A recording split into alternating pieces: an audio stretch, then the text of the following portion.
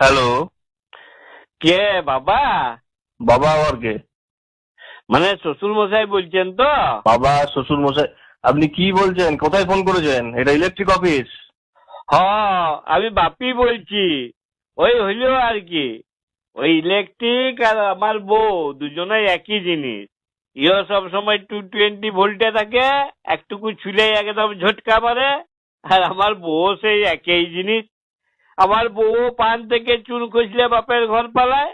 আর আপনাদের ওই ইলেকট্রিকও একটুকু ঝড় বৃষ্টি একটু গাছের পাতা লড়িলে ও ফুস। আমার বউকেও আমার শ্বশুর মশাইকে অনেক বলিয়ে কইয়ে অনুরোধ করে বাপের ঘর থেকে নিয়ে আসতে হয়। আর কারেন্টের জন্য ওকেও এখানে পাঠানোর জন্য আপনাদিকে ফোন করতে হয়। তো বলে একটু দয়া করে পাঠায় দেন, আজ্ঞা বড় অসুবিধা হচ্ছে।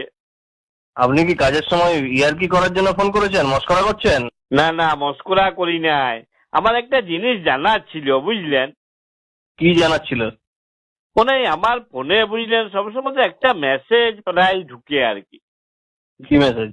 ওই ইলেকট্রিক পোস্ট থেকে ছিঁড়ে যাওয়া তারে বা মাটিতে পড়ে থাকা তারে হাত দিবেন নাই।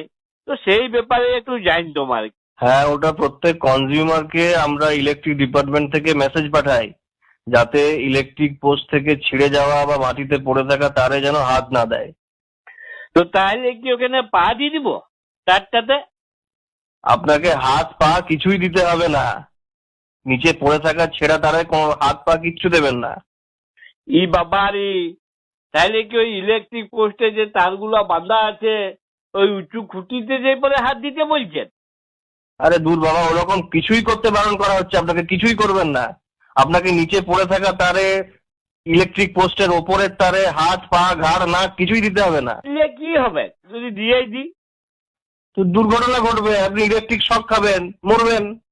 কেন ইলেকট্রিক শর্ট কেন খাবো? যদি তারটা ছিঁড়ে গেলে তো দেখি ঘরে কারেন্ট চলে যায়, তাহলে শর্ট কি করে খাবো? আপনার বাড়ির দিকের অংশটাতে হয়তো কারেন্ট থাকে না, কিন্তু ট্রান্সফরমারের দিকের অংশে তো কারেন্ট থাকে। না না, এসকল নয়। আপনি সত্যি করে বলুন দেখনি, এই মেসেজটা তাহলে আপনারা কিসের জন্য পাঠান? বললাম তো, একবার একটা কথা কতবার বলবো, মেসেজটা পাঠাই আমরা জনগণকে সচেতন করার জন্য। হি বাবারি, আপনারা মেসেজ পাঠাইয়ে জনগণকে সচেতন করে দিবেন? বলি সিগারেটের প্যাকেটেও তো লেখা থাকে ধূমপান স্বাস্থ্যের পক্ষে ক্ষতিকর। তো আমি তো সারাদিনে 2 বান্ডিল বিড়ি ফুকেছি। বলি আমার দেখে দেখে আমার বউ অভ্যাস করেছি। আচ্ছা, একটা সত্যি কথা বলুন দেখি,